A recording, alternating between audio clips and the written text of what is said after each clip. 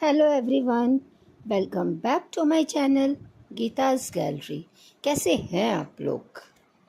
आज मैं बात करूंगी जलेबी जैसी सीधी, मिठाई जैसी मीठी और कोई नहीं, हमारी गोपीशा बहू मतलब मनीषा। अब सबका एक ही सवाल नहीं, जो लोग जानते हैं उनका तो कोई सवाल नहीं, लेकिन जो नहीं जानते हैं उनको बता दूं कि क्या ये सचमुच जलेबी जैसी सीधी है और सच में मिठाई जैसी मीठी हैं, या क्या जैसी दिखती हैं वैसी ही हैं? मेरा जवाब तो है बिल्कुल नहीं। अब आप लोग भी अपना जवाब लिख देना कमेंट सेक्शन में कि ये क्या सचमुच जलेबी जैसी सीधी है। फ्रेंड, ऐसा है ना कि इनको जहाँ बोलना चाहिए वहाँ ये चुप रहती है, और जहाँ चुप रहना चाहिए वहाँ कूद कूद के बोलती हैं, हिल हिल के बोलती हैं, बोलती ही रहती हैं। बहुत ज़्यादा सीरियस हो जाती है, बहुत ज़्यादा रिएक्ट करने लगती हैं। इन्होंने सोशल मीडिया पे अपना एक भोला भाला सीधा साधा इमेज बना रखा था, लेकिन ऐसा है क्या? बिल्कुल भी ऐसा नहीं है, क्योंकि टाइम के साथ साथ देखा जा रहा है कि इनका एक अलग ही अवतार देख रहे हैं। फ्रेंड, कुछ समय पहले इनके हस्बैंड की तबीयत ख़राब थी और उसके बाद इनके देवर की तबीयत ख़राब हो गई। एक वीडियो में देखा गया इनके जो देवर की तबीयत ख़राब हुई वो पटना में अपने ससुराल में थे।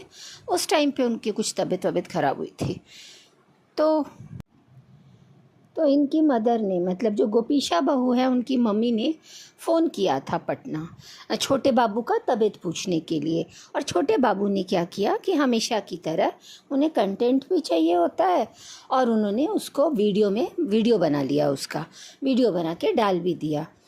उसके बाद इनका एक वीडियो आता है गोपीशा बहू का, और वो अपनी मम्मी से बात कर रही होती हैं और बहुत गुस्सा हो रही होती हैं। तो इनके हस्बैंड बगल में बैठ के एक्सप्लेन कर रहे होते हैं कि क्यों गुस्सा हो रही हैं। वो इस बात से गुस्सा हो रही थी कि उनके देवर ने क्यों वीडियो बनाया जब उनकी मम्मी तबीयत पूछ रही थी। उन्हें इस बात से ज़्यादा नाराज़गी नहीं थी कि उन्होंने तबीयत के लिए पूछा, उनकी मम्मी ने वहाँ फ़ोन किया था और उन्होंने वीडियो बनाया। उनकी नाराज़गी इस बात से थी कि उन्होंने वीडियो में ये क्यों बताया कि गोपीशा बहू के मम्मी पापा जब गाड़ी लेकर आए थे तो गोपीशा बहू नहीं गई। उन्होंने रीज़न दिया कि मैं कैसे जा सकती थी, मेरे हस्बैंड की तबीयत ख़राब थी, सासू माँ यहाँ पर अकेले हैं और ऊपर से मेरी ननद आई हुई हैं। ओहो, इतनी रिस्पॉन्सिबल कब से हो गई आप? इतनी जिम्मेदार हो गई? इतनी जिम्मेदार तो हमने आपको 4 साल में किसी ने भी नहीं देखा। आप तो इतना सोचा ही नहीं आपने कभी अपनी फैमिली के लिए। इनको 4 साल बाद बुद्धि आती है कि मुझे मेरे पेरेंट्स को, मेरी सासू माँ को, मेरे हस्बैंड को और मेरी ननद आई हैं तो उनको छोड़ के नहीं जाना है। 4 साल से आपकी बुद्धि कहाँ थी जब आप अम्बाला में घूम रही थी?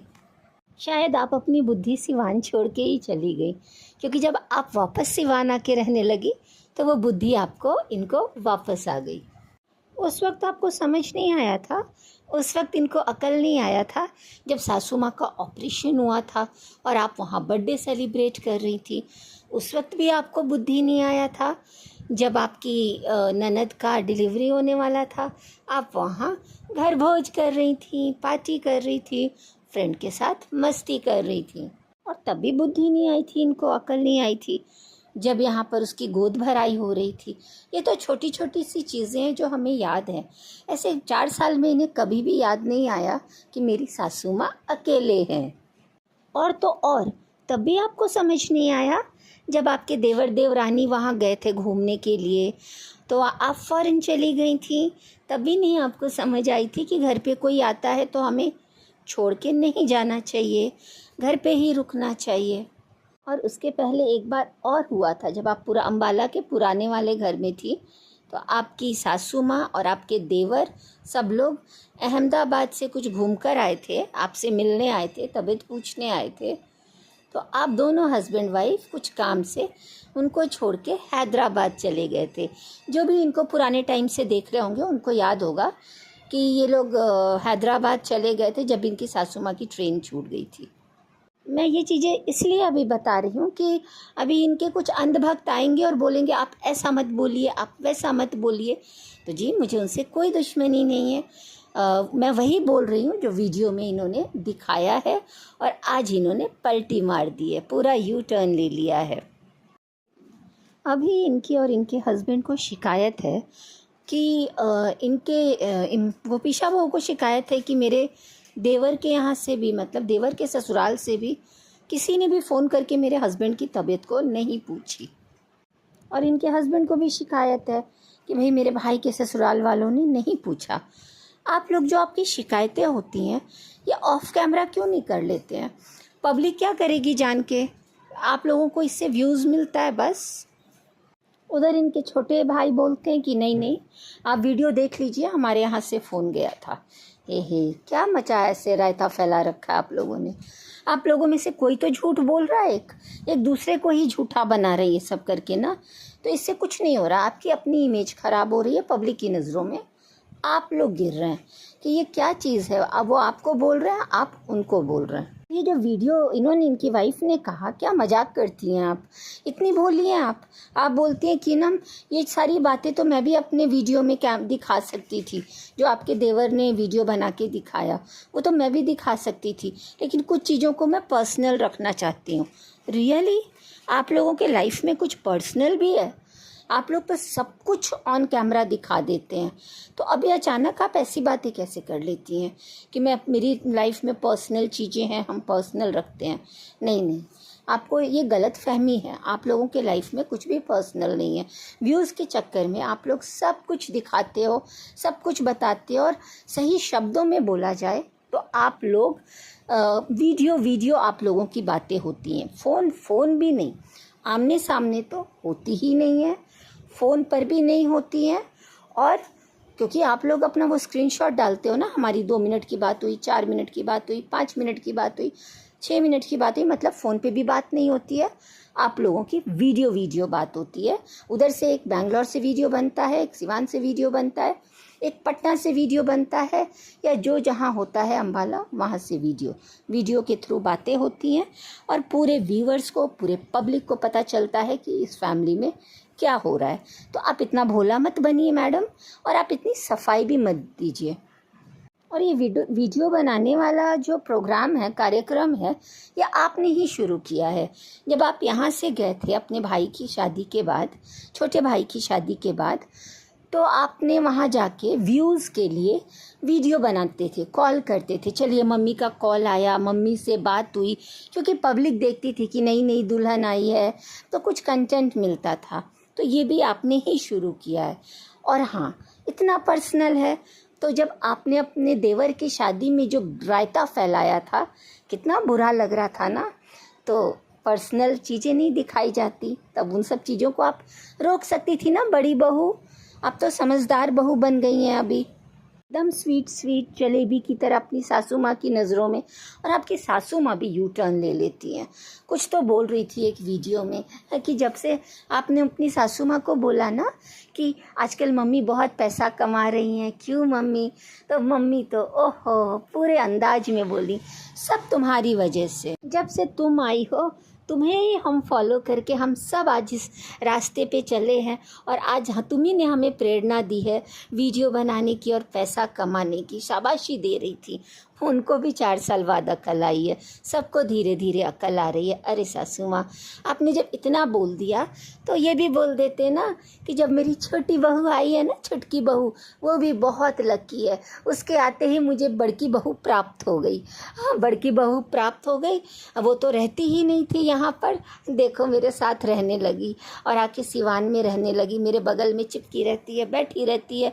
ओहो हो, सास बहू का प्यार तो देखने वाला होता है। ऐसे ही आप लोगों का प्यार बना रहे। और गोपीशा बहू, आप कितना भोला बनने का नाटक करती हैं। जब आपको फ़ोन पे एक दूसरी लेडी डांट रही थी इतना ज़ोर ज़ोर से, वो वीडियो बन रहा था, पूरी पब्लिक देख रही थी, तब आप चुपचाप बैठी रहती हैं। आप अपने हस्बैंड के बगल में चुपचाप बैठी रहती हैं। जब आपको पब्लिक बोलती है कि गोपीशा बहू सच बताइए, तब भी आप चुप बैठी रहती हैं। और जहाँ आपके देवर देवरानी की बात आती है तो आप कितना रिएक्ट करती हैं। ऐसा पहली बार नहीं देखा गया है। जब आपकी सासू माँ घूमने गई थी दुबई, तब तो आप ही सासू माँ बन गई थी, कितना हुक्म चलाती थी अपनी देवरानी पे, ऐसे कर दिया, नाश्ता नहीं दिया, छोटू को खाना नहीं देती है, हमने बोला कि नाश्ता दे दो तो नाश्ता नहीं दिया, और अभी तक खाना नहीं बना है।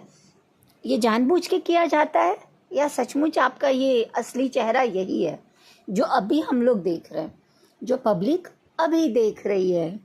घर की बातें ना देवर देवरानी, चलो देवर जी के यहाँ से फ़ोन नहीं भी आया तो सोशल मीडिया पे अब तो बड़ी बहू है और सासू माँ भी चुपचाप गर्दन नीचे करके सुन रही थी। घर की बातों को दबाया जाता है, ना कि उछाला जाता है। और शुरू भी तो सासू माँ ने किया था वो थंबनेल डाल के कि हमने आने से मना किया। आप लोग शुरुआत कर देते हो और घर के छोटों के पीछे पड़ जाते हो और उसको ही बुरा बना देते हो। अरे उसको तो चलो आप लोगों ने बना ही दिया और उसके लिए आते भी हैं, कैसे कैसे कमेंट्स आते हैं, देख रहे हो ना। उसके लिए एक बार भी आप बोलती नहीं है, मत बोलिए मेरे प्यारे बाबू हैं, मेरी प्यारी देवरानी है ना। आप जितनी सीधी दिखती है ना उतनी तो बिल्कुल ही नहीं है। कितनी सीधी है? बिल्कुल जलेबी के जैसी सीधी है। फ्रेंड, ये एकदम छुपी रुस्तम है, पता है आपको? एकदम छुपी रुस्तम है।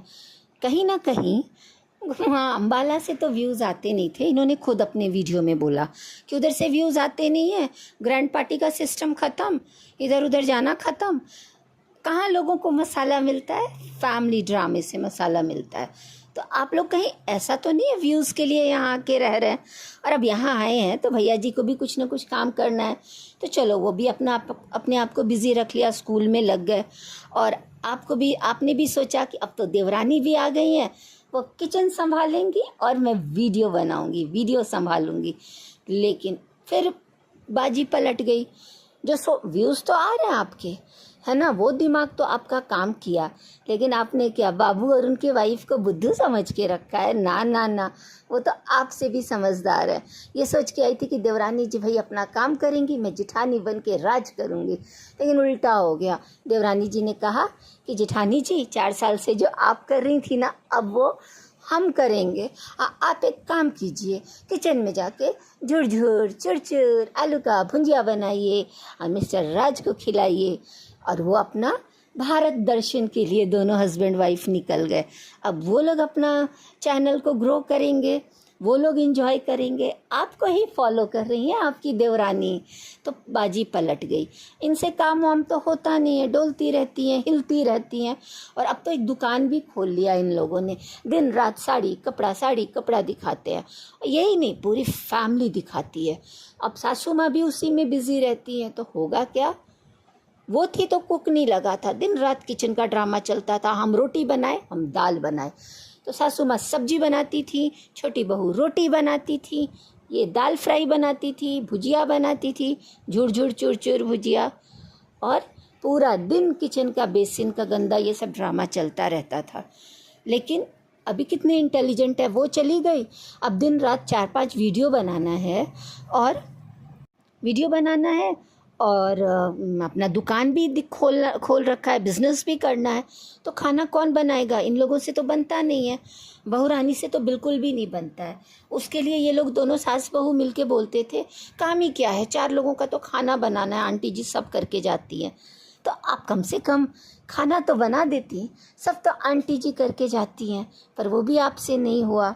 तो वीडियो में एक ही चीज़ देखने को मिलता है, मम्मी पापा को खाना देने जा रहे हैं, मम्मी पापा को खाना देने जा रहे हैं। सब तो आंटी जी बना के जाती हैं।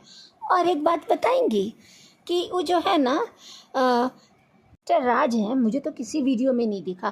फ्रेंड्स, आप लोगों में से किसी को दिखा हो तो कमेंट सेक्शन में ज़रूर लिखिएगा। आजकल मिस्टर राज कैसे मेड के हाथ का खाना खा लेते हैं, आंटी जी के हाथ का खाना खा लेते हैं? वो तो खाली गोपीशा बहू के हाथ का खाना खाते थे। क्यों गोपीशा बहू? आजकल किसी के भी हाथ का खा लेते हैं, क्योंकि आजकल आप तो किचन में बिल्कुल भी नहीं दिखती हैं, सिर्फ खाना निकालने जाती हैं। और कभी कभी तो वो भी टाइम नहीं मिलता है आपको, है ना। फल भी आंटी जी काट के जाती हैं, कुछ नहीं मिलता इनको टाइम, खाली हिलती डोलती रहती हैं। बोलती हैं कि गाइस हम जा रहे हैं, मम्मी पापा को खाना दे देते हैं, चाय बना देते हैं। तो ये ज़रूर बताइएगा कि आजकल मिस्टर राज दाल फ्राई झुरझुर भुजिया भी आंटी जी बना दे रही है, और आंटी जी के हाथ का आपके हस्बैंड खा ले रहे हैं। कितना ड्रामा करते हो आप लोग, कैसे कर लेते हो आप लोग। फ्रेंड एक बात पता है, ये जाती हैं किचन में, एक हेल्थ ड्रिंक है इनका, कोई मौसी की दुकान का, मौसी नहीं, मीसो मीसो, यस यस, मुझे तो मौसी की दुकान लगती है। तो वो दुकान में ना इनका हेल्थ ड्रिंक मिलता है, तो उसके प्रमोशन के लिए ना बोलती है जा रहे हैं मम्मी जी के लिए हेल्थ ड्रिंक दे रहे हैं बना के। वो किचन में सिर्फ हेल्थ ड्रिंक बनाने जाती है और अपनी मम्मी जी को पिलाती है सुबह सुबह, चाय की जगह हेल्थ ड्रिंक। पहले चाय नहीं बनता था आपसे, लेकिन प्रमोशन करना है तो हेल्थ ड्रिंक बन जाता है। और ससुर जी के लिए सत्तू बनाती है। अरे कल के वीडियो में हमने देखा कि ससुर जी के लिए सत्तू बना रही थी, सत्तू का शरबत बना रही थी, वो ड्रिंक बना रही थी, और दोनों ग्लास हाथ में ली और ऐड करने लगी कि ये देखिए बन गया सत्तू का शरबत। ऐड नहीं दिखा रही थी। मुझे तो लगा कि ये भी ना बोल दे कि इसका भी लिंक दिया हुआ है हमारे डिस्क्रिप्शन में, लेकिन नहीं, मुझे लगा ये सत्तू भी तो कहीं मीशो का नहीं है, क्योंकि ये लोग जो भी आजकल कुछ भी दिखाते हैं ना, पंखा सब, मुझे तो कभी कभी ये सब्जी भी बनाती हैं तो लगता है कि ये बोल देंगे कि फ्रेंड देखिए ये सब्जी बन रहा है और इसका हम लिंक दे देते हैं डिस्क्रिप्शन में, और आप लोग वहाँ से देख लीजिएगा और ये सब्जी ले लीजिएगा। जो भी कुछ दिखाते हैं वो सब कुछ डिस्क्रिप्शन में, मतलब सब मीशो का। तो अब मुझे भी डाउट होता है कि ये जो भी चीज़ छूती है, कढ़ाई बर्तन कलछी कुछ भी, वो सब डिस्क्रिप्शन में। तो आप लोग थोड़ा ध्यान दीजिएगा। और कहीं वो जो पतला होने वाला ड्रिंक है ना, आप हस्बैंड वाइफ मत पी लीजिएगा, वरना गायब भी हो जाएंगे। सासू माँ तो पिएंगी तो पतली हो जाएंगी, उनका तो दिखेगा भी काम किया कि नहीं, पर आप लोग गलती से भी मत पी लेना। और फ्रेंड गोपीशा बहू और इनके हस्बैंड कितना बढ़िया प्रमोशन कर लेते हैं, मतलब प्रमोशन कितना बढ़िया कर लेते हैं। हर चीज़ में ना उठते ही बोलेंगे ए मनीषा थोड़ा फेस वॉश लाओ, और हम लगा लेते हैं। अरे कुछ भी, जब भी ऐसे दिन भर मुंह नहीं धोते आप, है ना, और पब्लिक को बेवकूफ़ बनाने के लिए पता नहीं कौन सा क्योर स्किन है ना, तो ये काले काले दिखते हैं ना, इनकी वाइफ के फेस पे कोई ग्लो होता है।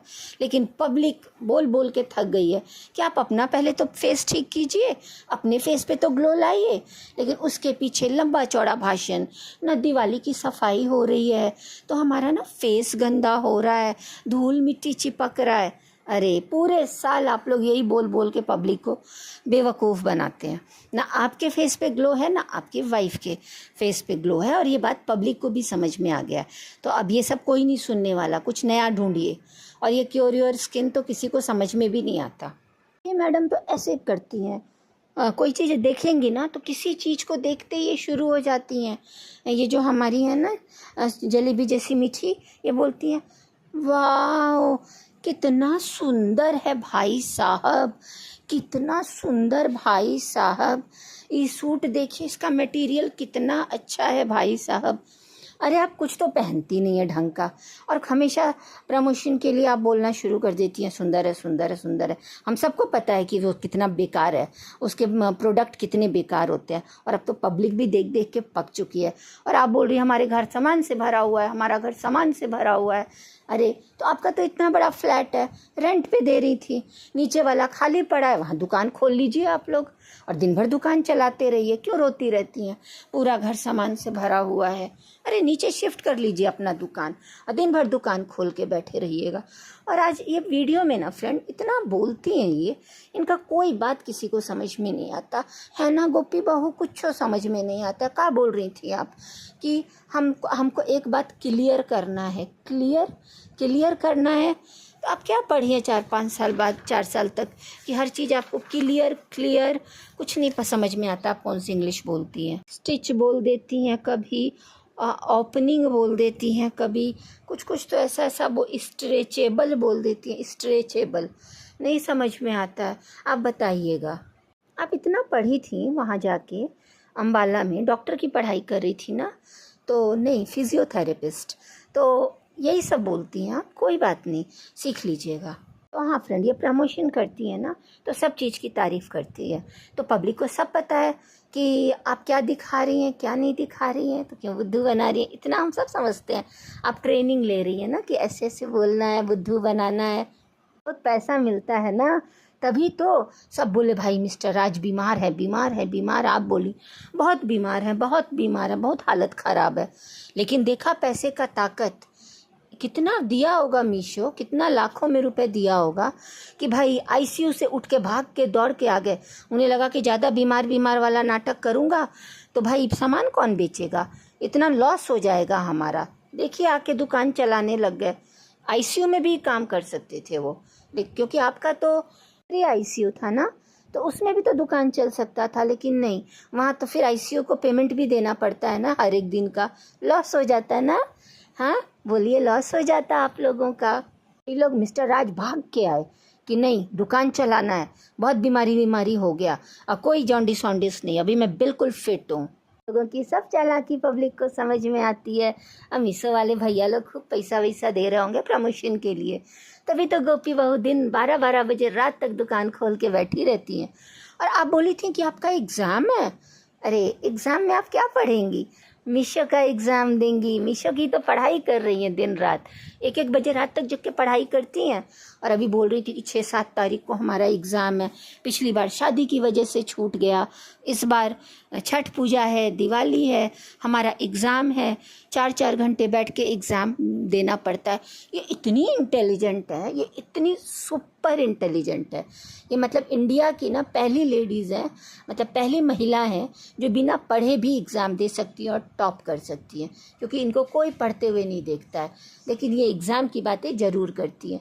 देंगी क्या एग्ज़ाम में, बताएंगी ये फैब्रिक अच्छा है, ये कपड़ा अच्छा है, ये हमारा जो ज्वेलरीज़ हैं वो अच्छी हैं, और क्या क्या सब सामान, सब हम तो देखते नहीं हैं वो, तो वो सबका जाके एग्ज़ाम देंगी शायद। ये कुछ बात होती है तो फिर ये ब्लेम कर देती हैं कि हमारा एग्ज़ाम इनकी वजह से छूट गया, हमारा एग्ज़ाम सिवान में रहने की वजह से छूट गया। आप सच बोलिए ना, आप तो पढ़ती ही नहीं है, कितना नाटक करती हैं आप।